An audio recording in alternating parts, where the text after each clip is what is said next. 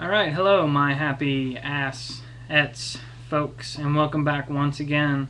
And if you haven't gone to myhappyassets.com yet, go ahead and check it out and order the book. But today I was going to talk about covered call options, because in financial freedom and creating residual income and passive cash flow, there's more than one way to skin a cat. And the chief way, again, if you swallowed the rich dad Kool-Aid, is to invest in cash flowing rental property. And that's fine, and that should be a part of your asset portfolio, but it doesn't have to be all of it. Covered call options, as covered in My Happy Assets, the book, which is at myhappyassets.com, covered call options can generate additional income for you as well, and it doesn't come along with the tenant hassles. You don't have to chase down your rent.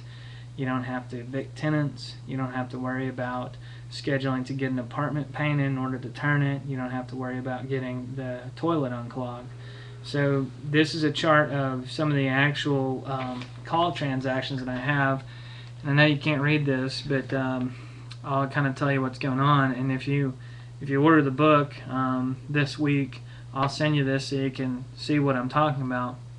But just to describe what I have here, these are what I call open trade charts, and it allows me to keep track of what's happened. So over here I have the date, the action that was taken, and on this row, in this case, the stock was bought, about 100 shares of the stock at $57.80, and that's the total amount, $5,787, and that gives me a running balance. In this case it's negative because that's how much I've invested. And then I do a cash-on-cash return, but that's going to be computed by the call right. So then I turn right around on the same day, on February 12th, and I sold one option contract that expires in May with a strike price of 60. Strike price is simply if the stock reaches 60, then it is at the money. Anything over and above 60 means it's in the money. So for that, I gained a premium of $447.23. That's mine to keep. I have just rented out my stock, and no matter what happens, I get to keep that premium. So that cash-on-cash return was 30% of the total amount invested. Let me just check the math on that real quick to make sure that formula that I have plugged into the spreadsheet, it should be right. So I know what that is. It's actually about an 8% rate of return, but the call expires in May. So it was I bought it in February, March, April, May, so it was 3 months. So if you take that 8% rate of return and extrapolate it over the entire year, assuming I can repeat that 4 more times, it gives me the rate of return of about 31%. You can see that. So again, the theory being that I can repeat that, I'm pretty confident that I can.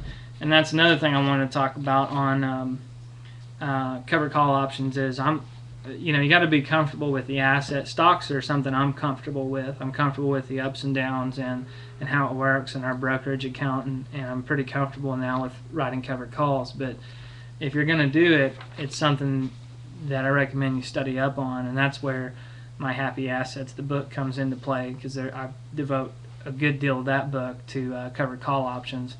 Of course, there's a lot of other good books out there as well. I think I've got a copy of Ronald Grainke's Show Me the Money.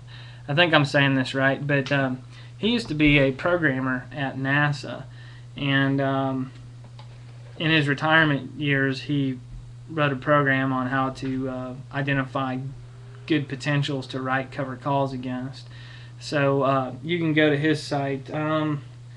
It's you're never going to get the name right, but it's Ron, GROENKE.com, and you can get his software is called Vision Software. And it's not too over the top expensive. It's like a yearly subscription, but I think it's invaluable to generating income from covered calls. And his software is pretty reliable. As far as I'm concerned, that was his career. That's where he spent his time, and this is how he generates income now. But decide for yourself. Read the book, read My Happy Assets, and decide for yourself if it's something for you. But back to my chart. So on this one, I can now boil this down to my monthly cash flow. And so my monthly cash flow, well, what happened was in June, I wrote another call against this. So the February call expired worthless. That means I wasn't called out. If I get called, that means that I have to sell the stock and deliver it to the caller. And all those transactions are automatic. I don't have to do that. We have an account through Fidelity.com, and that's all handled automatically in the background. So I don't even have to generate those transactions. But in this case, I kept it because it expired out of the money, and I was able to rent the stock out again. And in this case, I generated $296 in cash flow. That was for, I guess if that expired in May, that was for 2 months. And the rate of return came out to be, if I was able to repeat that through the year, 61%. But the bottom line is the monthly cash flow on about a $5,800 investment was approximately $300 a month, monthly cash flow. I didn't have to buy a fourplex. I didn't have to go get a mortgage through a bank. I didn't have to go through the whole due diligence process. Well, there is due diligence. You got to make sure you're buying good stocks. But the bottom line is, this is one of the ways we were able to become financially independent, is by generating cash flow through here.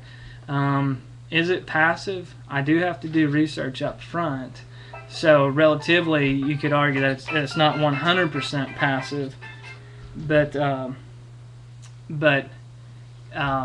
be honest with you, the research, once you get better and better at it and use some software such as Ronald Granke's software, his vision software, the time it takes to do it is, you get faster and faster at it. And I would consider this a lot more passive than real estate, for example. And that's something that I wrote about in myhappyassets.com. And so we were able to do this, and we had some help along the way, but we made our own way, and we were able to generate our own cash flow, and we were able to be financially independent because of this. So check out My Happy Assets, the book, at myhappyassets.com. Read up on covered calls, decide if it's something for you. There's a lot of asset classes you can invest in, including rental, but covered calls is another option as well. Make sure you're comfortable with the asset class. Again, on stocks, that's something that I feel comfortable with. So anyway, thank you very much, and remember, myhappyassets.com. Have a great day.